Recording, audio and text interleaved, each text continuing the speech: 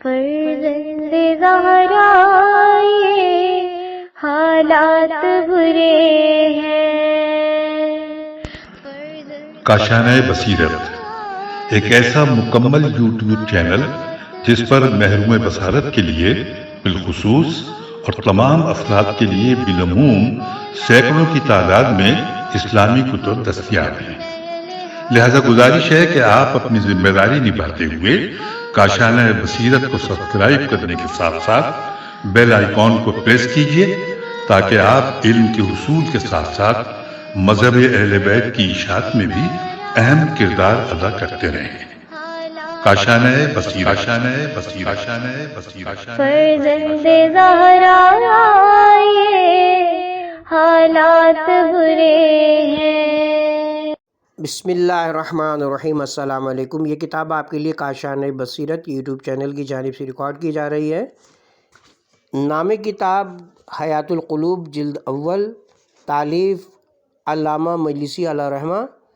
اب ہم کتاب کا پارٹ نمبر 9 پڑھیں گے۔ باب دوم، فصل دوم، اخبار خدا با ملائکہ از خلقت آدم علیہ السلام، صفحہ نمبر 82۔ حدیث معتبر میں منقول ہے کہ ابو سعید خدری نے حضرت رسول سے قول خدا کی تفسیر کے بارے میں دریافت کیا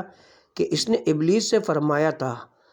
استکبرت ام کنت من العالین۔ سورہ صاد پارہ نمبر 23 آیت نمبر 76، یعنی کیا تو نے آدم کو سجدہ کرنے سے تکبر کیا یا بلند مرتبہ لوگوں میں سے ہو گیا؟ پوچھا کہ وہ کون لوگ ہیں جو ملائکہ سے بلند تر ہیں؟ رسول خدا نے فرمایا کہ وہ بلند ہستیاں علی، فاطمہ، حسن اور حسین ہیں۔ ہم آدم کی خلقت سے 2000 سال قبل میرے پردہ عرش میں تھے اور خدا کی تسبیح کرتے تھے۔ ملائکہ ہماری تسبیح سن کر اسی طرح سے خدا کی تسبیح کرتے تھے۔ جب خدا نے آدم کو خلق کیا، فرشتوں کو حکم دیا کہ ان کو سجدہ کریں اور ہم لوگوں کو سجدہ کا حکم نہ دیا۔ شیطان کے سوا سب فرشتوں نے سجدہ کیا۔ خدا نے فرمایا کہ آیا تو نے تکبر کیا یا بلند مرتبہ لوگوں سے ہے، یعنی ان 5 شخصوں میں جن کے نام عرش کے پردے پر لکھے ہوئے تھے۔ دوسری حدیث میں حضرت سے منقول ہے کہ جب ابلیس نے سجدہ کرنے سے انکار کیا اور آسمان سے نکال دیا گیا، حق تعالیٰ نے فرمایا کہ اے آدم، ملائکہ کے پاس جاؤ اور کہو السلام علیکم ورحمۃ اللہ۔ آدم گئے اور سلام کیا۔ انہوں نے جواب میں کہا وعلیکم السلام ورحمۃ اللہ وبرکاتہ۔ جب اپنے مقام پر واپس آئے تو ارشاد ہوا کہ یہ سلام تمہارے اور تمہاری ذریت کے لیے قیامت تک سنت ہے۔ بس سند معتبر حضرت صادق علیہ السلام سے منقول ہے کہ پہلے جس نے کہ قیاس کیا شیطان تھا، اپنے نفس کو آدم سے بہتر قیاس کیا اور کہا کہ مجھ کو تو نے آگ سے پیدا کیا اور آدم کو خاک سے خلق فرمایا۔ اس جوہر کی عظمت کا آگ سے قیاس کرتا جس سے آدم کی روح مخلوق ہوئی تھی تو بے شک اس کا نور آگ سے زیادہ پاتا۔ دوسری معتبر سندوں کے ساتھ حضرت سے منقول ہے کہ اول جس نے کہ قیاس کیا شیطان تھا، جس وقت کہ اس نے کہا سورہ صاد پارہ نمبر 23 آیت نمبر 76، مجھ کو آگ سے اور آدم کو تو نے خاک سے پیدا کیا، یعنی آگ اور مٹی کے درمیان قیاس کیا، اور اگر آدم کی نورانیت اور آگ کی نورانیت میں قیاس کرتا تو یقیناً دونوں نور کے مابین فضیلت کی تمیز کرتا، اور نور آدم کی ضیاء سے آگ کے نور کو کیا نسبت۔ کتاب کا حوالہ ہے حاشیہ۔ مؤلف فرماتے ہیں کہ ابلیس پر تلبیس نے اس قیاس میں طرح طرح کی غلطی کی۔ اول یہ کہ تفصیل و اشرفیت کی منشا کو اصل قرار دیا اور یہ معلوم نہیں ہے۔ دوم یہ کہ اصل جست کو شرافت کا معیار قرار دیا، حالانکہ فضائل و کمال کا تعلق روح سے ہے، اور آدم کی روح مقدس انوار معرفت و علم و حکمت اور تمام کمالات سے آراستہ تھی، کیونکہ نور اس چیز کو کہتے ہیں جو چیزوں کے ظاہر ہونے کا سبب ہوتا ہے۔ لہٰذا جناب اقدس الہی کو جو تمام اشیاء کے وجود و ظہور کا مبدا ہے، نور علی نور کہتے ہیں، اور علم کو چونکہ نفس پر اشیاء کے ظہور کا سبب ہوتا ہے انوار کہتے ہیں۔ اسی طرح تمام کمالات کو چونکہ اس شخص کے امتیاز و ظہور کا سبب ہوتے ہیں جو ان کمالات سے متصف ہوتا ہے اور اثرہائے غیر کا مبدا ہوتا ہے، اس لیے انوار کہتے ہیں۔ اور آگ کا نور ایک نور ہے جو تمام نوروں سے زیادہ بے ثبات اور ناقص تر ہوتا ہے، اور اس سے نفع حاصل کرنا محسوس کے مربی ہونے پر اور احساس کرنے والے کے بینا ہونے پر موقوف ہے، اور جو جرم کہ اس کی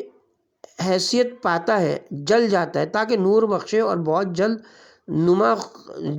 جلد خاموش ہو جاتا ہے اور بجھ جاتا ہے، اور اس میں سوائے راگ کے کچھ نہیں رہتا۔ پس ان احادیث شریفہ میں اس جہت سے آگ کے نور پر آدم کے نور کا امتیاز ہوا ہے۔ سوم یہ کہ شیطان نے آگ کو خاک سے اشرف سمجھا، اور یہ بھی عین غلطی تھی، کیونکہ تمام کمالات اور امور غیر مجد فیاض کی جانب سے فائز ہوتے ہیں، اور اگرچہ شکستگی اور عجز سے ممکن مادوں میں زیادہ ہے، لیکن امور خیر میں اضافے کی قابلیت بھی بہت ہے۔ اور چونکہ آگ نے جس کو معمولی نور عطا ہوا سرکشی اور بلند پردازی جلنا اور پگھلنا شروع کیا، اس لیے اس کو فوراً مذلت کی راک پر بیٹھا دیا، اور سرکشی کے شیطان کو جس نے اس کے سبب سے فخر کیا راندہ ازل و ابد قرار دیا، اور خاک جس نے کہ عز و انکساری اختیار کی اور ہر نیک و بد سے پامال ہوئی، اس کو خدا نے ظاہری و باطنی رحمتوں کا محل و مقام قرار دیا۔ ہر گل و لالہ و سبزہ کو اس سے اگایا، اور ہر دانہ و تام اور وہ سبزہ جس میں کہ لذت و منفیت تھی اس سے وجود میں لایا۔ پھر اس کو غفلت انسان کا مادہ جو اشرف کمنیات ہے قرار دیا، اور اس کو عقل نورانی اور روح آسمانی و قلب رحمانی سے مزین فرمایا، اور نہ ختم ہونے والی ترقیوں کی قابلیت اس میں پوشیدہ کی، یہاں تک کہ اس کو بلند آسمان اور روشن جرموں سے اشرف قرار دیا، اور خاک زمین کو عرش بری کے اوپر لے گیا، اور خدا کے بھیدوں کا محرم اور محفل لی مع اللہ کا بیٹھنے والا بنایا، اور وجود کے ملکوں کے بادشاہ کو اسے سپرد کیا، اور علوم آسمان و زمین کے خزانوں کی کنجی اس کے ہاتھ میں دی۔ آگ کے سر پر سرکشی کے سبب سے خاک پڑی، اور خاک عز و انکساری کے سبب سے ملائک کی مسجود اور رہبر ہوئی۔ اس مقام پر کافی گفتگو کی ضرورت ہے، لیکن عدم گنجائش کے سبب سے اسی پر اکتفا کر کے احادیث کے نقل کی طرف رجوع ہوتا ہوں۔ کتاب کی طرف واپس چلتے ہیں۔ بسنت معتبر حضرت امیر المومنین علیہ السلام سے منقول ہے کہ اول زمین کا ٹکڑا کہ جس پر خدا کی عبادت کی گئی پشت کوفہ تھا، جو نجف اشرف ہے، جبکہ خدا نے فرشتوں کو حکم دیا کہ آدم کو سجدہ کرے تو فرشتوں نے اسی جگہ سجدہ کیا۔ حدیث معتبر میں حضرت صادق علیہ السلام سے منقول ہے کہ سب سے پہلے جو کفر خدا کے ساتھ کیا گیا اس وقت تھا جبکہ خدا نے آدم کو خلق کیا تو شیطان کافر ہوا کہ حکم خدا کو رد کر دیا، اور سب سے پہلے جو حسد زمین پر کیا گیا قابیل کا حابیل پر حسد تھا، اور سب سے پہلے جو حرص کام میں لایا گیا آدم کا حرص تھا کہ بہشت کی نعمتوں کی زیادتی کے ساتھ ممنوع درخت میں سے کھایا، اور ان کے حرص نے ان کو بہشت سے باہر کیا۔ انہی حضرت سے بسند معتبر منقول ہے کہ شیطان نے خدا سے سوال کیا کہ اس کو قیامت تک کی مہلت دے۔ حق تعالیٰ نے اس کو روزے وقت معلوم تک مہلت دی، اور وہ دن ہے جس روز کو حضرت رسول خدا رجت میں اس کو ایک پتھر کے نیچے ذبح کریں گے جو بیت المقدس میں ہے۔ دوسری معتبر سند سے منقول ہے کہ حضرت نے اسحاق بن جریر سے فرمایا کہ تیرے اصحاب قول ابلیس کے بارے میں کیا کہتے ہیں کہ مجھ کو آگ سے تو نے خلق کیا اور آدم کو خاک سے، عرض کی آپ پر فدا ہوں جیسی بات خدا نے قرآن میں ذکر کی ہے۔ فرمایا کہ ابلیس نے جھوٹ کہا، اے اسحاق خدا نے اس کو آگ سے نہیں خاک سے خلق فرمایا تھا۔ خدا فرماتا ہے کہ وہ خدا جس نے کہ تمہاری جس نے کہ تمہارے لیے درخت سب سے ایک آگ پیدا کی اور اس کو روشن کیا، اسی آگ سے اس نے ابلیس کو خلق کیا، اس درخت کی اصل خاک سے ہے۔ اور دوسری روایت میں فرمایا کہ تمام مخلوق خاک سے پیدا ہوئی ہے، لیکن شیطان میں آگ کا جزو زیادہ تھا۔ سعید ابن طاؤس علیہ رحمت نے بحوالِ صحف ادریس ذکر کیا ہے کہ جب شیطان نے کہا کہ مجھ کو روز قیامت تک کی مہلت دے، حق تعالیٰ نے فرمایا کہ نہیں، لیکن تجھ کو روز وقت معلوم تک کی مہلت دیتا ہوں، جس روز کے حتمی ارادہ کر چکا ہوں کہ زمین کو کفر و شرک و معاصی سے پاک کروں گا، اور اس روز کے لیے چند بندوں کا انتخاب کروں گا کہ جن کے دلوں کا ایمان کے ساتھ امتحان کر چکا ہوں، اور تقوی و اخلاص، یقین و پرہیزگاری، خشوع و راستگوئی، بردباری اور وقار دنیا میں زہد اور آخرت کی رغبت سے ان کے دلوں کو پر کر چکا ہوں۔ وہ لوگ آخرت کا حق کے ساتھ اعتقاد رکھتے ہیں اور حق کے ساتھ عدالت کرتے ہیں، اور وہ لوگ میرے اولیاء اور دوستوں میں سے ہیں۔ ان کے لیے میں نے راستے کے ساتھ ایک پیغمبر خلق کیا ہے جس کو برگزیدہ اور پسند کیا ہے، اور ان لوگوں کو اس پیغمبر کا دوست و مددگار بنایا۔ وہ لوگ ایک امت ہیں، ان کو پیغمبر برگزیدہ اور امین و پسندیدہ کے لیے اختیار کیا ہے، اور اس وقت کو اپنے علم غیب میں پوشیدہ رکھا ہے۔ وہ یقیناً واقع ہوگا، اسی وقت تجھ کو اور تیرے لشکروں کے سوار و پیادوں کو ہلاک کروں گا۔ جا، تجھ کو میں نے مہلت دی روز وقت معلوم تک۔ پھر خدا نے آدم سے فرمایا کہ اٹھو اور نظر کرو ان ملائکہ کی طرف جو تمہارے سامنے کی، سب ان میں سے جنہوں نے تم کو سجدہ کیا، ان سے کہو السلام علیکم ورحمۃ اللہ وبرکاتہ۔ آدم با حکم خدا ان کے پاس آئے اور ان پر سلام کیا۔ ملائکہ نے کہا وعلیک یا آدم ورحمۃ اللہ وبرکاتہ۔ خداوند عالم نے فرمایا کہ اے آدم، قیامت تک کے لیے یہ تمہارا اور تمہاری اولاد کا سلام ہے۔ پھر آدم کی ذریت کو ان کے صلب سے باہر لایا اور ان سے اپنی یکتائی اور ربوبیت کا عہد لیا۔ آدم نے اپنی ذریت میں سے ایک گروہ کو دیکھا کہ ان سے نور چمک رہا تھا، پوچھا کہ یہ کون لوگ ہیں؟ خدا نے فرمایا کہ یہ تمہارے فرزندوں میں سے ہیں، پیغمبر لوگ ہیں۔ پوچھا کتنے ہیں؟ فرمایا کہ 1,24,000، ان میں 315 مرسل ہیں۔ پوچھا کہ ان میں آخر والوں کا نور کس لیے سب سے زیادہ ہے؟ فرمایا کہ وہ سب سے بہتر ہے۔ پوچھا کہ وہ پیغمبر کون اور اس کا نام کیا ہے؟ فرمایا کہ وہ محمد ہے، میرا رسول اور میرا امین و نجیب اور میرا ہمراز ہے، میرا اختیار کیا ہوا اور برگزیدہ اور خالص کیا ہوا میرا دوست و محب ہے، میری مخلوق میں سب سے زیادہ گرامی اور سب سے زیادہ محبوب، میرا سب سے زیادہ پہچاننے والا، علم،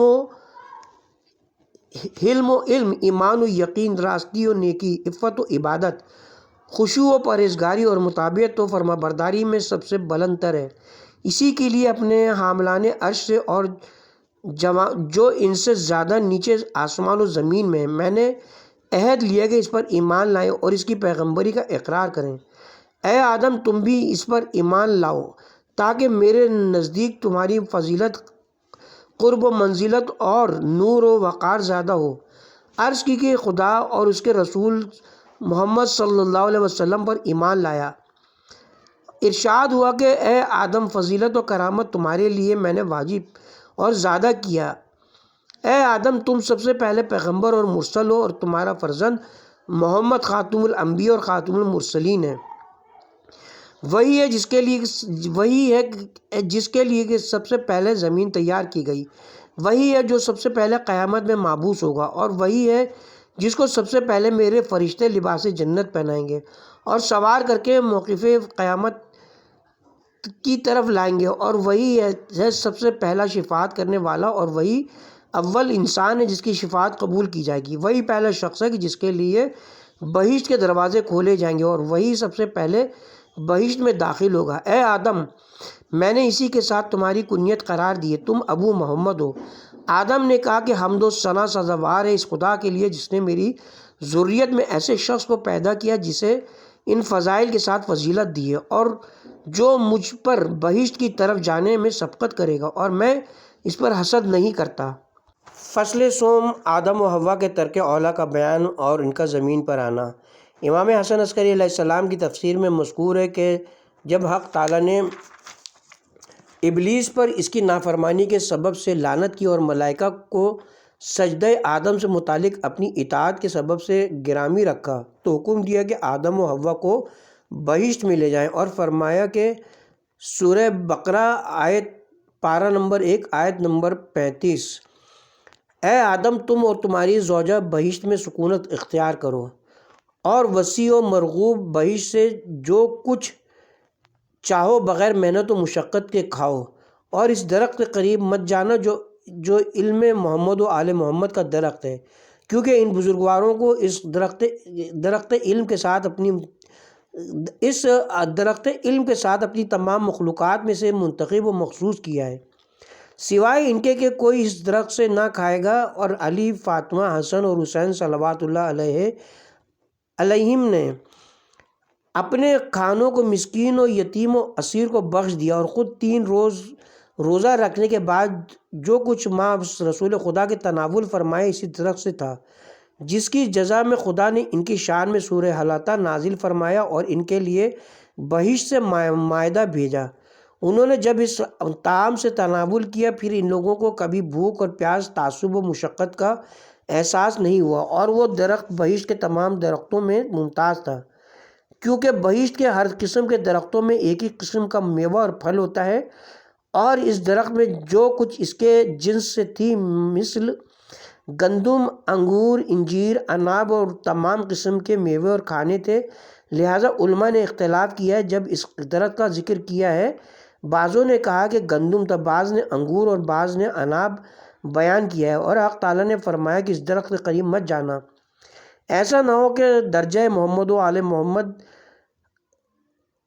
صلی اللہ علیہ وسلم اور ان کی فضیلت کی خواہش کرو، اس لیے کہ خدا نے ان کو ان مراتب سے تمام مخلوق میں مخصوص کیا، اور جو شخص کہ اس درخت سے بحکم خدا کھائے گا اس کو علم اولین و آخرین الہام کیا جائے گا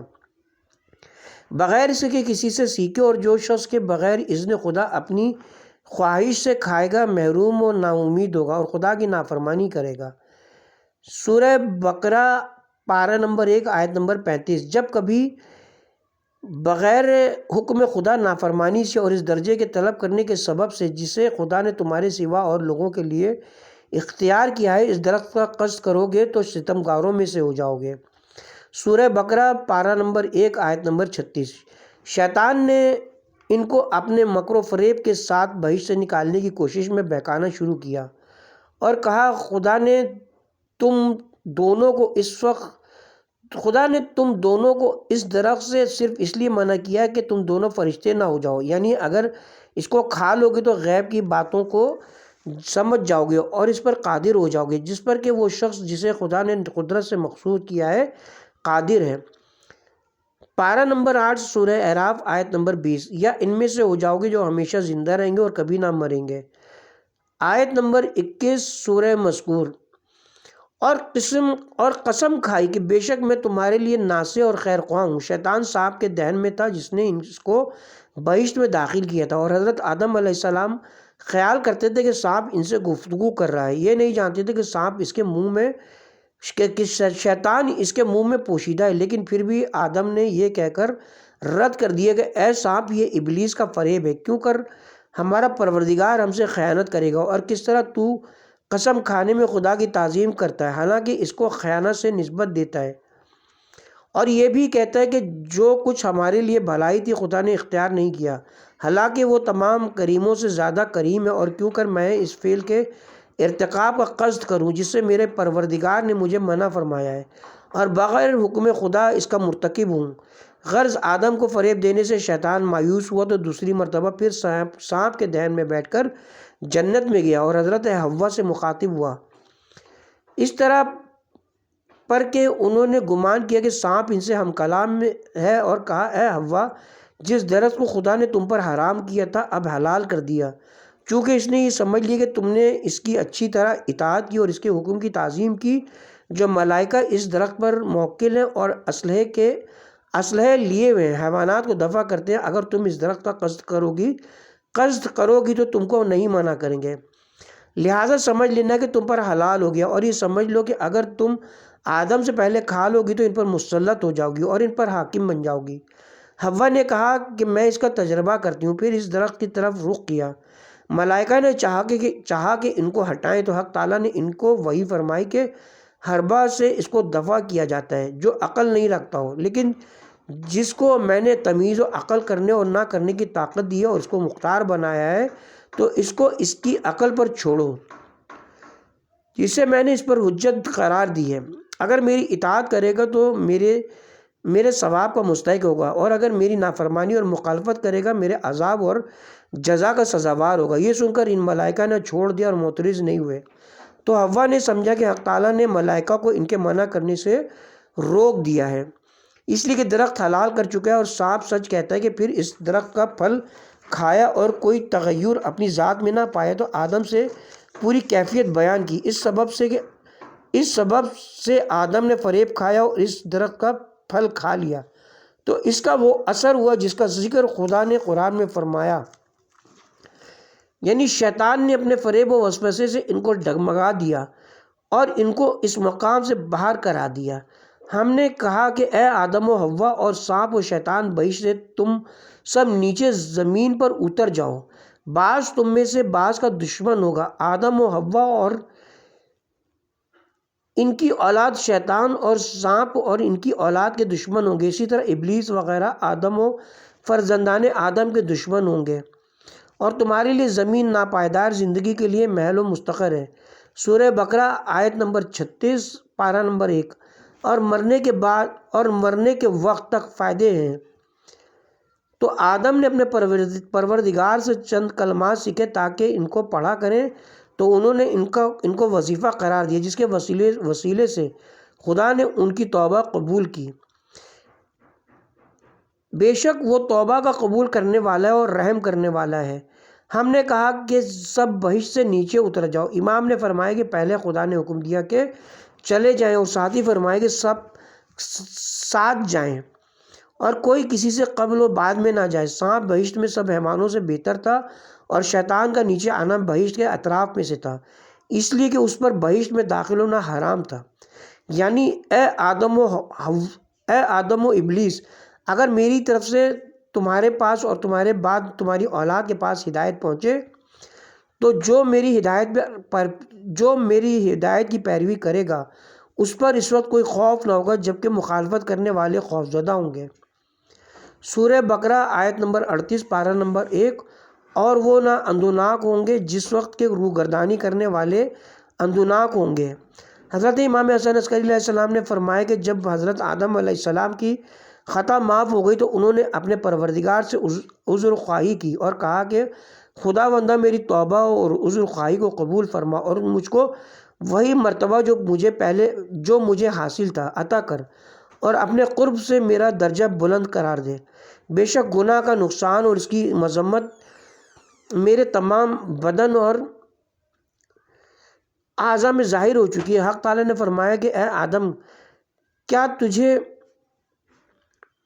یاد نہیں ہے جو میں نے حکم دیا تھا؟ مجھ کو شدتوں، بلاؤں اور مصیبتوں میں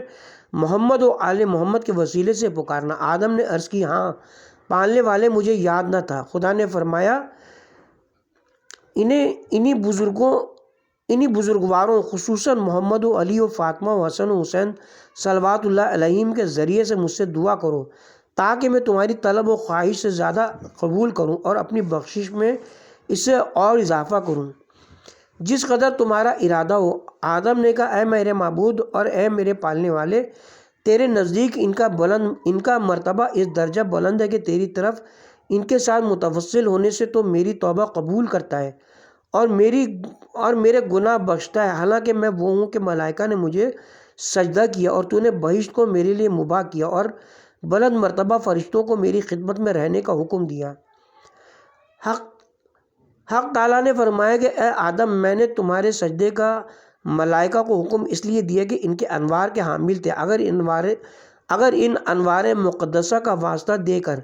پہلے ہی تم سوال کرتے تو میں تم کو گناہ سے بھی محفوظ رکھتا اور تمہارے دشمن ابلیس کے فریب سے تم کو آگاہ کر دیتا۔ لیکن جو کچھ میرے علم میں گزر چکا تھا واقع ہوا، اب مجھ سے ان کے توسل سے دعا کرو کہ تاکہ میں قبول کروں۔ تو حضرت آدم نے کہا، خدا بندہ تجھ کو محمد اور علی و فاطمہ و حسن و حسین علیہ السلام اور ان کی آل اطہار کا واسطہ مجھ پر فضل و کرم فرما، میری توبہ قبول کر کے میری لغزشوں کو معاف فرما کر مجھے اسی مرتبے پر واپس کر دے جو مجھے تیری بخشش کے سبب سے حاصل تھا۔ حق تعالیٰ نے فرمایا کہ تیری توبہ میں نے قبول کی اور برضا و خوشنودی تیری جانب رخ کیا اور اپنی رحمتوں اور نعمتوں کو تیری طرف پھیر دیا اور تجھ کو اسی مرتبے پر واپس کیا جو میری کرامتوں کے سبب سے تجھے حاصل تھا اور اپنی رحمتوں سے تیرے حصے کو اور زیادہ کیا۔ امام نے فرمایا کہ یہ ہے ان کلمات کے معنی جو آدم نے خدا سے سیکھے تھے۔ پھر خدا نے آدم و حوا، ابلیس اور سانپ سے خطاب فرمایا کہ تمہارے لیے زمین محل استقرار و اقامت ہے جس میں کہ تم خوش و خرم رہو گے اور شب و روز تحصیل آخرت میں کوشش کرو گے۔ پس کیا کہنا ہے اس کا جو اپنی زندگی تحصیل آخرت میں صرف کرے؟ تمہارے مرنے کے وقت تک تمہارے لیے زمین پر فائدے ہیں، کیونکہ خدا زمین سے زراعت و میوہ جات تمہارے لیے پیدا کرتا ہے اور تم کو ناز و نعمت کے ساتھ رکھتا ہے اور اسی کے ساتھ بلاؤں کے ذریعے سے تمہارا امتحان بھی لیتا ہے۔ کبھی نعمات دنیا سے تم کو لذت بخشے گا تاکہ نعمات آخرت کو یاد کرو جو خالص اور پاک ہیں۔ اس محنت و کوشش سے جو نعیم دنیا سے عدم انتقاء کا باعث ہے اور اس کو باطل کر دیتا ہے، یعنی بغیر محنت و کوشش کے دنیاوی نعمتوں سے نفع حاصل کرنا ممکن نہیں۔ لہٰذا آخرت کی خالص ابدی نعمت کے مقابلے میں اس مشقت و محنت سے آلودہ لذت کو ترک کرو اور ذلیل و حقیر سمجھو، اور کبھی دنیاوی بلاؤں کے ذریعے سے تمہارا امتحان کرتا ہے تاکہ ان کے سبب سے تم کو آخرت کے ابدی عذاب سے محفوظ رکھے جس میں مطلق چین نہیں، نہ اس میں راحت و رحمت واقع ہوتی ہے، اور وہ بلائیں طرح طرح کی نعمتوں سے بھی مخلوط ہوتی ہیں جو صاحبان بلا سے ان کی تکلیفیں دفع کرتی ہیں۔ تو یہ ہے آیات کی تفسیر جو امام علیہ السلام کی تقریر سے ظاہر ہوتی ہے۔ کتاب کا حاشیہ ہے، جاننا چاہیے کہ مفسرین اور ارباب تاریخ کے درمیان اس میں اختلاف ہے کہ شیطان نے کس طرح آدم کو وسوسے میں ڈالا، حالانکہ وہ بہشت سے نکال دیا گیا تھا اور آدم و حوا بہشت میں تھے۔ بعضوں نے کہا ہے کہ آدم و حوا بہشت کے دروازے پر آتے تھے اور شیطان کو اس وقت تک بہشت کے پاس آنے کی ممانعت نہ تھی، اس لیے بہشت کے دروازے پر آ کر ان سے گفتگو کرتا تھا۔ بعضوں نے کہا ہے شیطان نے ان کے پاس غائبانہ خط لکھا، اور بعضوں نے کہا ہے کہ شیطان نے چاہا کہ بہشت میں داخل ہو۔ خازنان بہشت مانے ہوئے تو بہشت کے تمام حیوانوں کے پاس باری باری گیا اور التجا کی کہ اسے بہشت میں داخل کریں، کسی نے منظور نہ کیا۔ آخر سانپ کے پاس آئے اور کہا کہ میں عہد کرتا ہوں کہ فرزندان آدم کا ضرر تجھ سے دفع کروں گا اور تو میری امان میں رہے گا اگر مجھ کو بہشت میں داخل کر دے۔ تو سانپ نے اس کو اپنے دونوں نیش کے درمیان جگہ دی اور بہشت میں لے گیا۔ اس وقت تک سانپ کا بدن پوشیدہ تھا، اس کے 4 ہاتھ پاؤں تھے اور تمام حیوانات سے نہایت خوبصورت اور خوش رنگ مثل ایک بڑے اونٹ کے تھا۔ خدا نے اس کو عریان کر کے اس کے پیروں کو علیحدہ کر دیا اور اس کو ایسا بنا دیا کہ پیٹ کے بل راستہ چلتا ہے، اس سبب سے کہ شیطان کو بہشت میں لے گیا تھا۔ کتاب کی طرف دوبارہ رجوع کرتے ہیں۔ دوسری جگہ حق تعالیٰ فرماتا ہے، جس کا ظاہری ترجمہ یہ ہے، اور ہم نے کہا اے آدم تم اور تمہاری زوجہ بہشت میں رہو اور جس جگہ سے چاہو کھاؤ، لیکن اس درخت کے پاس نہ جانا ورنہ ستمگاروں میں سے ہو جاؤ گے۔ پر شیطان نے ان کو وسوسے میں ڈالا تاکہ ان کی شرمگاہوں کو ظاہر کر دے اور کہا کہ تمہارے پروردگار نے تم کو اس درخت سے اس لیے منع کیا ہے کہ کہیں تم دونوں ملک نہ ہو جاؤ یا ان لوگوں میں سے نہ ہو جاؤ جو ہمیشہ بہشت میں رہیں گے، اور ان کے سامنے قسم کھائی کہ میں تمہارے خیر خواہوں میں سے ہوں۔ اس طرح ان کو فریب دے کر اپنی بات کے انکار کرنے سے باز رکھا اور اس درخت کے پھل کھانے پر راضی کر لیا۔ انہوں نے جب اس درخت کا پھل چکھا تو ان کی شرمگاہیں ظاہر ہو گئیں، یعنی کپڑے ان کے بدنوں سے علیحدہ ہو گئے اور ان کی شرمگاہیں کھل گئیں۔ پس بہشت کے درختوں کی پتیاں لے کر اپنی شرمگاہوں پر رکھتے تھے اور ڈھانکتے تھے تاکہ چھپ جائیں۔ اس وقت ان کے پروردگار نے ان کو آواز دی کہ کیا تم کو اس درخت کا پھل کھانے سے میں نے منع نہیں کیا تھا اور نہیں کہا تھا کہ شیطان تمہارا دشمن ہے؟ عرض کی پروردگارہ، ہم نے اپنے نفسوں پر ظلم کیا،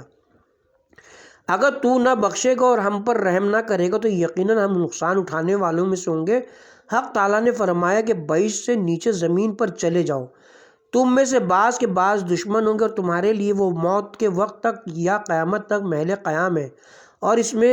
منفعتیں ہیں۔ یعنی خدا نے کہا کہ زمین میں زندہ رہو گے اور زمینی میں تم کو موت آئے گی اور زمینی سے قیامت میں باہر آؤ گے۔ دوسری جگہ فرمایا کہ اے فرزندان آدم، تم کو شیطان گمراہ نہ کرے جیسے کہ تمہارے ماں باپ کو بہشت سے باہر کیا اور لباس بہشت ان سے علیحدہ کرا دیا تاکہ ان کو ان کی شرمگاہیں دکھانے۔ اور دوسری جگہ فرمایا کہ یقیناً ہم نے آدم سے پہلے ہی عہد لیا تھا، پس اس نے فراموش کیا یا ترک کیا اور ہم نے اس میں استقلال نہیں پایا۔ اور جس وقت کو ہم نے ملائکہ سے کہا کہ آدم کو سجدہ کریں تو سب نے سجدہ کیا مگر ابلیس نے انکار کیا۔ ہم نے آدم سے کہا کہ یقیناً یہ شیطان تمہارا اور تمہاری زوجہ کا دشمن ہے، تو تم کو یہ بہشت سے نکلوا دے تاکہ تم تعب و مشقت اور کسب و عمل میں مبتلا ہو، اور یقیناً تمہارے لیے بہشت میں آرام ہے کہ بھوکے اور پیاسے اور برہنہ نہ ہوگے اور تم پر دھوپ نہ ہوگی۔ پس شیطان نے ان کو بہکایا اور کہا کہ اے آدم، کیا میں اس جاویدانی درخت تک تمہاری رہنمائی کروں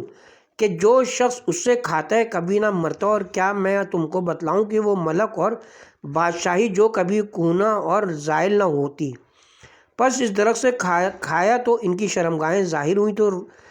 تو روئی اور بہشت کے درختوں کے پتوں سے اپنی شرمگاہیں چھپانا شروع کیا اور اپنے پروردگار کے حکم کو فراموش کیا اور غلط راہ اختیار کی۔ پس ان کے پروردگار نے ان کو برگزیدہ کیا اور ان کی توبہ قبول فرمائی اور ان کی ہدایت کی۔ پھر خدا نے آدم و حوا سے کہا کہ بہشت سے زمین پر چلے جاؤ اور تم میں بعض کا بعض دشمن ہوگا، اگر تمہاری طرف میری جانب سے ہدایت آئے تو جو شخص میری ہدایت کی پیروی کرے گا گمراہ نہ ہوگا اور آخرت کے عذاب میں نہ گرفتار ہوگا، اور جو شخص میری یاد سے غافل ہوگا تو اس کے لیے دنیا اور آخرت میں مصیبتیں اور تکلیفیں ہیں۔ بس سند صحیح منقول ہے کہ حضرت صادق علیہ السلام سے لوگوں نے قول حق تعالیٰ کی تفسیر دریافت کی۔ فرمایا کہ آدم و حوا کی شرمگاہیں پوشیدہ تھیں، یعنی ان کے ظاہری بدن میں نمایاں نہ تھیں۔ جب اس درخت پھل کھایا تو ظاہر ہو گئی۔ پھر فرمایا کہ وہ درخت جس سے آدم کو منع کیا گیا تھا گندم کی بالیاں تھیں۔ دوسری حدیث میں فرمایا کہ وہ درخت انگور تھا۔